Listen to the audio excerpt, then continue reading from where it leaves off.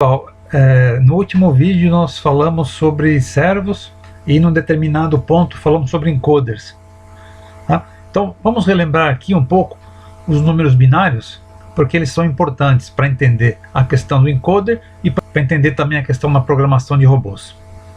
Vamos lá então. Bom, como um computador pode entender um número? Na verdade, o computador não entende o número, mas há no seu processador um conjunto de interruptores abertos e fechados que representam números e operações por meio de um número binário. Então, um exemplo aqui bem simples. Vamos fazer o circuito aqui embaixo. Ó. Do lado esquerdo, nós temos aqui uma bateria, aí temos 4 interruptores. 1, 2, 3, 4. E aqui, 4 lâmpadas. A lâmpada apagada eu vou representar como número 0. No momento que eu fechar esse interruptor, ele vai passar a ser 1. Tá? Então aqui, do lado esquerdo, nós temos um arranjo onde os números binários vão ser 0, 0, 0, 0. Cada informação é chamada de um bit e eles representam um número binário de 4 bits. Tá? Então, aqui do lado direito, eu já vou ter o mesmo arranjo, só que agora eu fechei essas duas chavinhas aqui dos números do meio. Então meu número binário vai ficar 0, 1, 1, 0. Aí, como nós vimos nas nossas aulas presenciais, a gente consegue transformar o número binário num número decimal. Então, se isso aqui fosse um registrador da memória de um computador, eu teria aqui o número 0 e aqui, através de simplesmente contatos elétricos, eu estaria representando um número 6. Então, cada vez que eu digito na calculadora um número, na verdade estou colocando lá um binário dentro do chip da calculadora. E ele faz dessa forma, tá? A calculadora também não entende o número em si. O que a gente vê no visor da calculadora é uma representação desses números binários. Legal. Então, vamos lá. Um interruptor sem peças móveis. Tá? Aqui eu representei com chaves propriamente ditas, chaves mecânicas ou eletromecânicas, né? Então seria que nem um interruptor desse que a gente apaga a lâmpada da cozinha da gente. Mas lá dentro do processador eu tenho um interruptor sem peças móveis. Então, no processador de um computador moderno há milhões de interruptores, tá? Sem peças móveis. São os transistores. Aqui é uma peça lá de 3 terminais que mais tarde eu vou falar novamente com vocês. Na verdade, os técnicos do final dos anos 50 arrumaram uma maneira de representar até mesmo letras com números binários.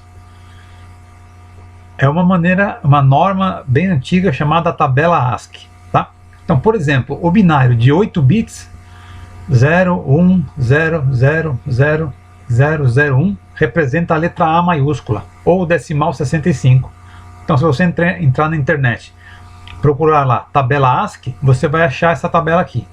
E aí, quando você lê o número decimal 65, você vai ver que ele representa a letra A maiúscula. Então, se eu precisasse enviar um texto por um fio, que é o que o pessoal chama de comunicação serial, eu ia enviar lá uma série de caracteres 01000001 numa sequência enorme. Isso é separados por um sinal de clock. O que é esse clock? É o intervalo entre cada mudança de nível lógico. Qual que é a mudança de nível lógico? É essa aqui, né? Ligado, desligado ou 0 e 1. Legal. Linguagem de máquina. Então, como eu estava dizendo, o computador só entende duas coisas, ou 0 ou 1. Então, quando nós criamos um programa para um robô, ou um programa qualquer para computador, na linguagem C++, Python, Visual Basic, Delphi, lá as dezenas de linguagens que existem, na verdade, o compilador, o que é o compilador? É o ambiente de programação. Ele vai transformar aquelas letras, números e símbolos no código mais primário que existe. Simplesmente uma série infinita de uns e zeros. que abrirão e fecharão os interruptores no processador e na memória do computador. Tá? Então, uma das primeiras linguagens que foi inventada foi o Assembler. Então, do lado direito aqui dessa caixinha, tem aqui, ó, linguagem Assembly. Aí, do lado esquerdo, tem linguagem de máquina. Ou seja, essas informações aqui, ó, total, ABC, são os bits que informam os transportes, tá? Os endereços das memórias aqui. E aqui, o bloco, né, as operações, estão representados por linguagem de máquina. Então, o que existe dentro do computador é somente o que está aqui do lado esquerdo. Você vai ver assim, ó, só 0, 0, 0, tá? Zeros e 1 somente. Então, dentro do computador, ele só reconhece essa linguagem aqui. O compilador deixa isso aqui de maneira mais visual. O Assembler, ou a linguagem Assembly, como o pessoal chamava, é uma das mais difíceis de você programar, porque ela é o que o pessoal chama de uma linguagem de baixo nível. Você está quase operando os bits. Tá? A linguagem C, C++, Visual Basic, Python, são linguagens de alto nível. Por quê? Porque você escreve quase que em inglês, por exemplo, e ele te transforma aquilo em um código binário de zeros e uns.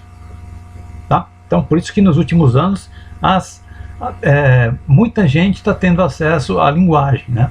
No passado, quem podia programar era só quem soubesse de Assembler. E mais ainda, no passado, quem podia programar não programava diretamente. Ele fazia lá um cartão perfurava, e o computador lia aquele cartão e ele entendia as instruções de programação com aqueles cartões perfurados. O cartão perfurado nada mais é do que um tipo de um encoder. Tinha 0 e tinha 1. Tá?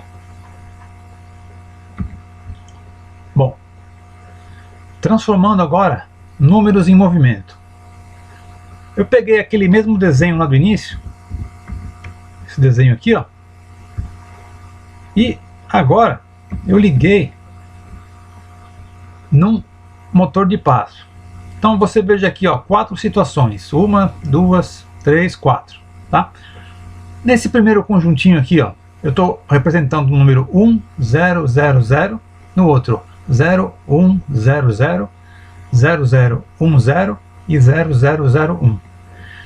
Se eu colocar lá no meu processador esses números, esse número variando de maneira sequencial, né, de 1000 até 001, de maneira sequencial, num cabo paralelo, onde eu vou ter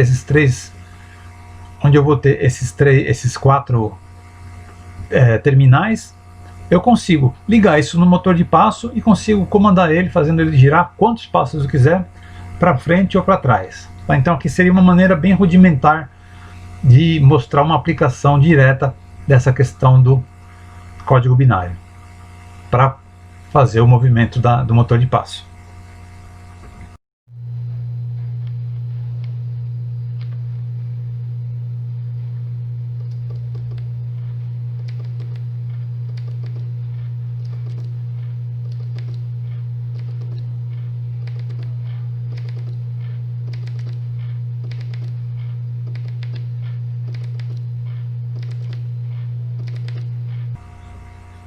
Bom, pessoal, então vamos relembrar agora nesse slide como é que funcionava o nosso encoder. Tá? Eu peguei uma outra figura um pouco mais elaborada do que aquele exemplo que nós fizemos na sala de aula, mas que também vai dar para demonstrar bem. Então, primeira pergunta: quantos bits esse disco aqui consegue codificar? Muito fácil, né? É só contar o número de faixas. Cada sensor vai ler uma faixa. Então eu vou contar aqui o número de sensores. 1, 2, 3, 4, 5, 6, 7, 8. Tá?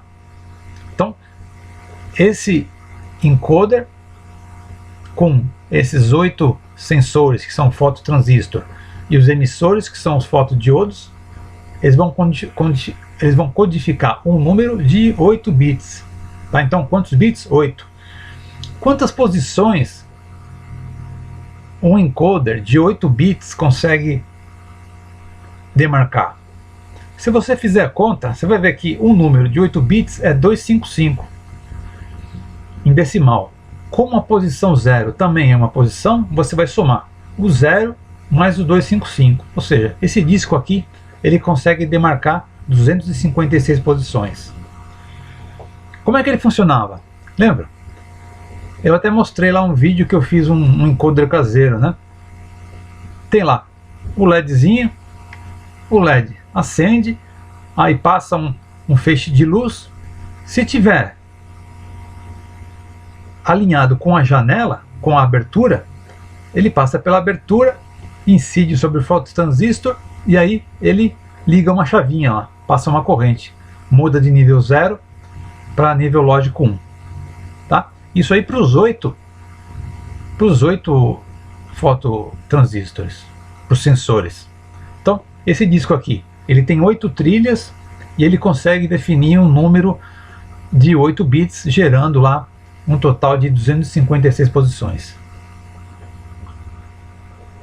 Se vocês recuperarem aquele exercício que nós fizemos, vocês vão poder lembrar direitinho.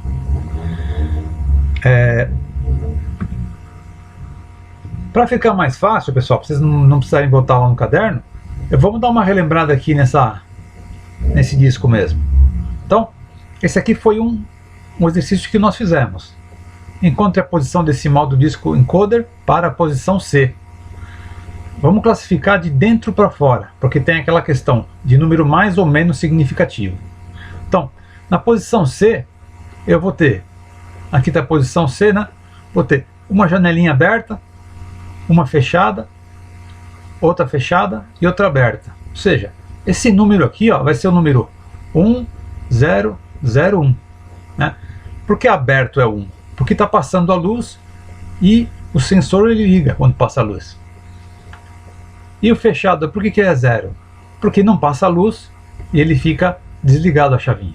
Tá? Então fica 1001. Como é que eu calculo esse número aqui, ó, em binário? Aí eu tenho aquela fórmula, né? Eu tenho aqui 4 janelinhas. A janela pode ser ou 0 ou 1. Aí depois da primeira janela, você vai multiplicar por 2 ao cubo, que é 8. Aí você vai somar com o valor da janelinha multiplicado por 2 ao quadrado, que é 4. Vai somar com o valor da janela vezes 2 da primeira, que é 2. E vai somar com 0,1 vezes 2 elevado a 0, que é 1. Né? Qualquer número elevado a 0 é 1.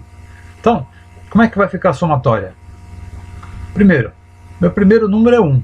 Então, se meu primeiro número é 1, eu vou multiplicar aqui, ó, 1 vezes 2 ao cubo, que dá 8. Mais 0 vezes 2 ao quadrado, que dá 0. Mais 0 vezes 2 elevado a 1, que dá 2, que dá 0 também. Mais 1 elevado a 2 elevado a 0, que é 1. Ou seja, vai ficar 1 vezes 8, mais 0 vezes 4, mais 0 vezes 2, mais 1 vezes 1, que dá 9. Então essa posição aqui equivale ao número decimal 9. Tá? Relembrando, sempre que aparecer aqui, ó, no final do número binário o número 1, esse número vai ser ímpar. Por que vai ser ímpar? Porque aí ele vai multiplicar, você vai fazer a somatória de 1 no final do número total. Você vai colocar 1 vezes 2 elevado a 0, que é 1. 1 vezes 1 dá 1, que é o caso que apareceu aqui para nós. Ó. 1 vezes 1 dá 1, somado aqui com 8, 1 mais 8 dá 9. É isso aí, gente. Obrigado.